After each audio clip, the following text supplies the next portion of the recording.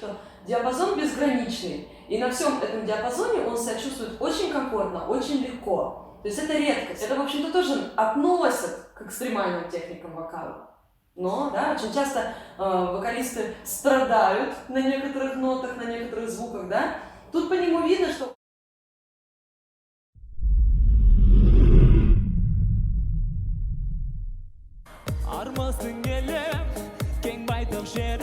Сяла медсистерна достар. Мы продолжаем серию выпусков с вокальным коучем действующей певицы Кристины Дурмановой. Что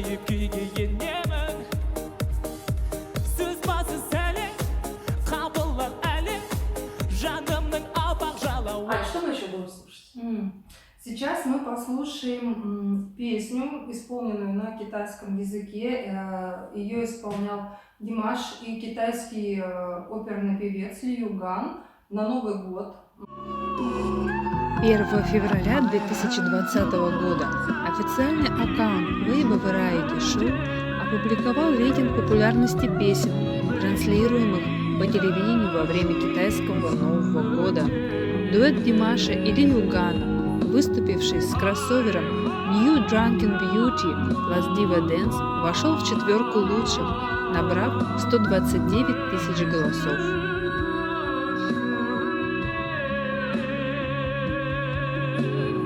Это история об императоре и его возлюбленной, которые были заложниками дворцовых интриг. Это история об императоре и его возлюбленной, которые были заложниками дворцовых интриг. Она произошла больше 1000 лет назад во времена империи Тан. Об этом в Китае поставлен целый спектакль, который показывают в исторических декорациях дворца Хуацин. Действующие лица – император из династии Тан. Его партию исполняет Димаш и наложница-принцесса. Принцессу вынуждают покончить жизнь самоубийством. Император готов последовать за ней. Они вместе пьют вино с одурманивающими снадобьями. Они готовы умереть вместе.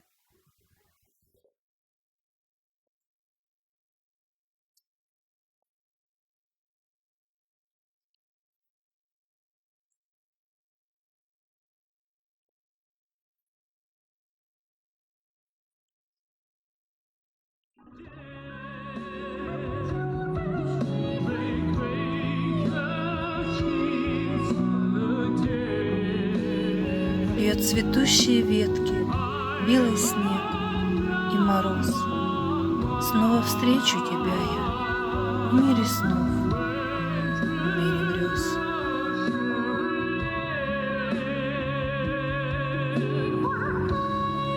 Танец радужных перьев, жизнь за жизнь и вновь для тебя исполняю умерю за любовь. Слушаем. 有请李玉刚、李马西演绎《在路上的燃情共鸣》。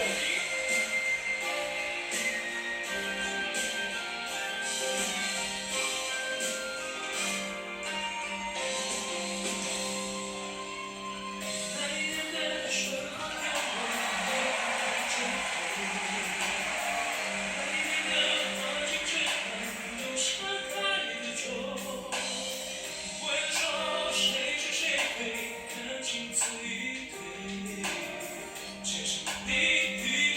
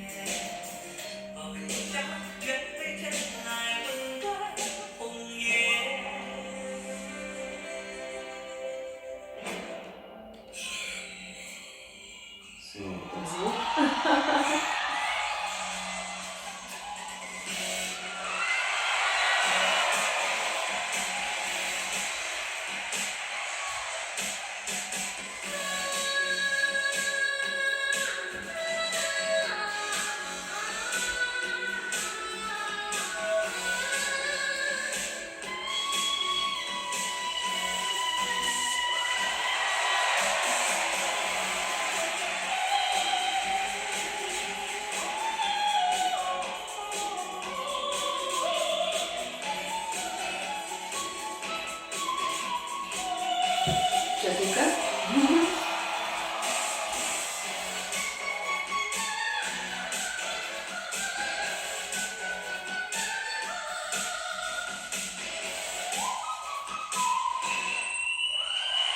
Свисточек. Отлично.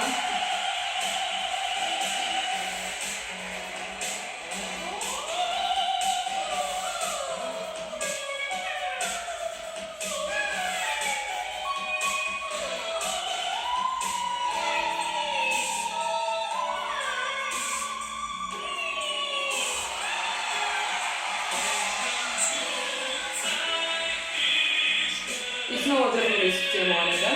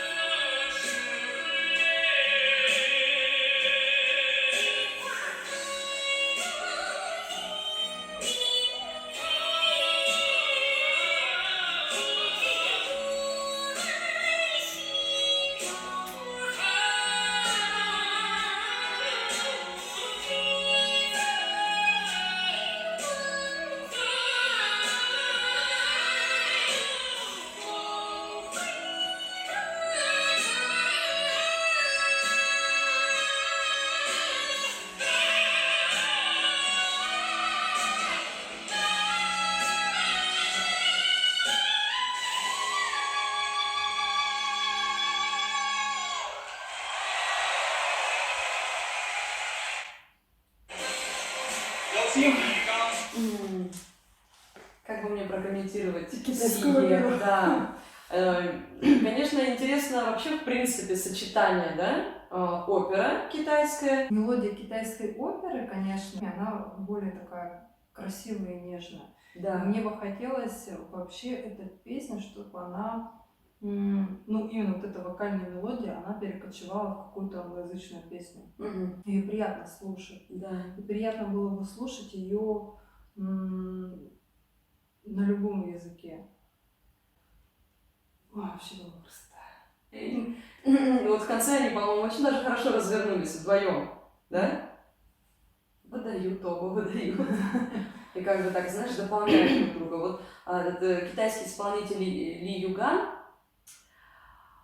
у него там свои какие-то, да, фишечки, приемы. То есть он контртенор, да? Я так понимаю, что он в принципе работает вот Да, с таким звучанием. Вот. Плюс фонетика языка китайского, плюс азиатский тип лица дает очень много такого как будто носового-назального звука. Это неплохо, это хорошо. Ну, у азиатов просто довольно широкие лица и определенное строение черепа. И их даже называют вокальными лицами, потому что их природой заложено. Вот. Плюс фонетика языка, плюс, мне кажется, какие-то определенные традиции китайской оперы. Звучит так вот, обратила внимание, да? Мгм. Что как будто много вот такого призвука, но при этом это не звучит как-то гнусаво, неприятно, да? Ну, так своеобразно звучит. У Димаша нет такого, ну, то есть он не переходит в эту крайность, он остается в своем звучании, да, несмотря на то, что он исполняет роль здесь именно, да, исполняет фрагмент китайской оперы. Прокомментировать конкретно, да, его опять вокальные приемы. Тут начинает кто?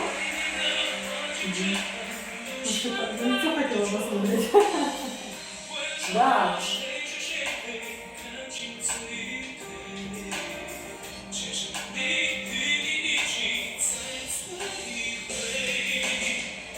Ну, у него очень хорошая вокальная техника. То есть такое ощущение, что диапазон безграничный. И на всем этом диапазоне он себя чувствует очень комфортно, очень легко. То есть это редкость. Да? Очень часто вокалисты страдают на некоторых нотах, на некоторых звуках. Да?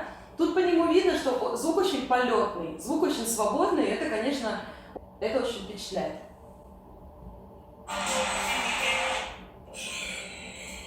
Ну, опять вот эти, Это не штробас, это сложными связками. А в чем разница между штробасом и Ну, штробас, это просто связочки наши, просто издают вот такие звуки. Просто определенный режим, да, я не могу сейчас описать и показать, как он выглядит, но это определенный режим. Ложные связки, которые находятся чуть выше обычных связок, они там не участвуют. А вот здесь, похоже, он чуть-чуть берет и ложные связочки сверху, чуть-чуть так как бы это смыкает. За счет этого получается вот такое вот звучание. Как будто гроул какой-то, да? Да. Гроул. Но не уверена, что это прям вот именно гроул. Нет, Гроул, ну он тоже по-английски. Да? То есть он использует вот такие экстремальные техники. Ну, на самом деле, вот это его работа в верхнем регистре, да, когда я тебе рассказывала, что смыкает тоненько, но добавляет чуть-чуть больше опоры, мощей, выводит в лицевые резонаторы, я обозвала это микстом, да, это, в общем-то, тоже относят к экстремальным техникам вокала, но это всего лишь классификация. То есть, да, экстрим, но в его случае слышно, что все очень свободно, очень легко, никакого вреда он себе точно там нет.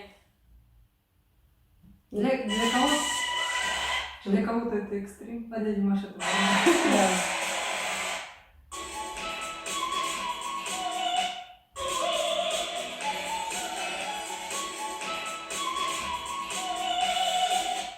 Ну да, свисток подключает немножко.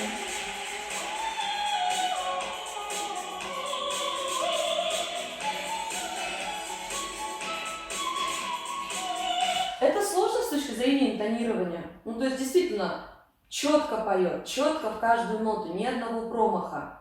И это круто. То есть, это говорит о большом контроле. Контроль дыхания, контроль координации звука, да. Ну, все-таки консерватория, много лет там практики. Сейчас сколько он уже поет лет в жизни? 20. Сейчас ему сколько лет? 25. То есть с 5 лет человек как бы в музыке, в теме, да, занимается. Ну, конечно, это огромный опыт. Ну ладно, детство, допустим, не будем брать, потому что все равно там, в детстве ты все равно, считай, один человек, потом у тебя происходит период мутации, и ты, можешь стать другим человеком вообще абсолютно в корне, другим вокалистом. Вот, но все равно то, что с детства заложили ему основы какие-то, это очень здорово. Вот. Получается, после пубертатного периода, после 18-летия, допустим, да, поет уже сколько лет, это, ну, говорит о прокачанности голоса огромной. Что ты говоришь, он стадионы собирает, да, то есть по несколько часов он поет вот в таком режиме. Тотальный контроль над своим голосом. Многим вокалистам этого не хватает.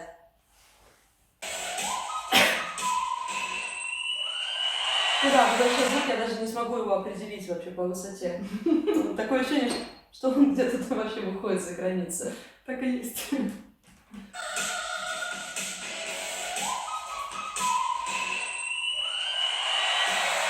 Есть даже у меня легкое ощущение, но это всего лишь ощущение и догадка, что он даже на вдохе это делает. Знаешь, бывает такая техника, когда на вдохе звук издается вот такой тонкий. Но не факт. Это всего лишь моя догадка.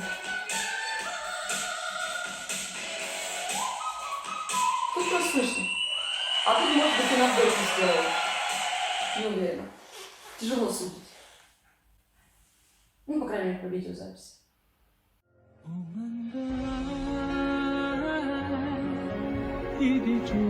Дорогие друзья, много вопросов было по поводу предыдущего разбора песни Our Love. YouTube обрезал разбор до 6 минут. Полную версию длительностью 23 минуты вы можете посмотреть на других социальных платформах на аккаунтах Евразийского фан-клуба.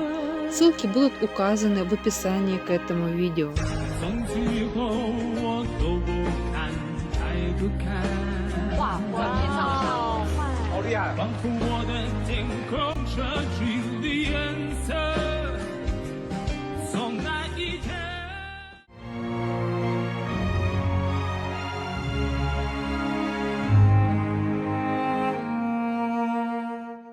Выходит на громкую динамику, и потом самое сложное с громкой динамики снова плавно уйти на тихий звук. Я помню, мы с тобой это проходили. Вот. Это тонкое смыкание просто усилено чем? Усилено дыханием, да? Анкировка. Давай посмотрим, что у него с телом происходит в этот момент. Сидит. Люблю так, сражает наповал, когда вокалист поет, и так круто, и так высоко, и тебе кажется, что все, на этом все, но он берет еще выше. Подбородок опущен, да? Что это дает? Немножко опускается щитовидный хрящ, за которым связочки как раз располагаются. Немножко, и у них появляется дополнительное пространство, чтобы растянуться.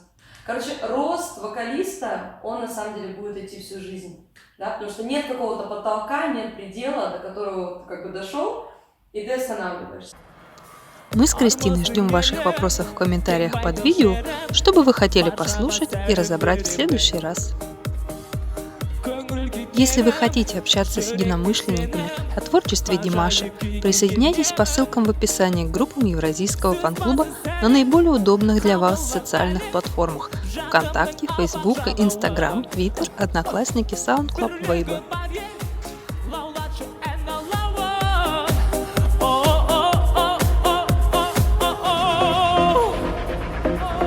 아가야 가이다스 천만 넣었어 오실래 안돼